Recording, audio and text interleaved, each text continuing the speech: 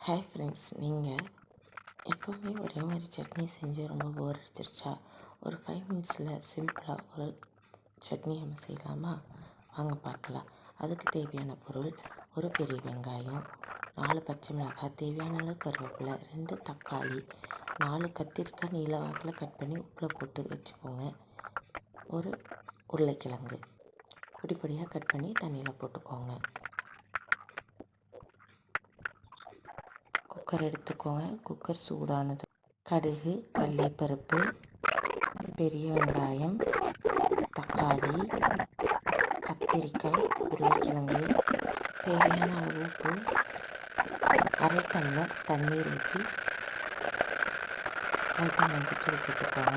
இப்போ குக்கர் மூடி வச்சுக்கலாம். ஒரு 3-4 விசில் வந்ததும் இறக்கி பருப்பாமத்தில் நல்லா கடைஞ்சிக்கோங்க.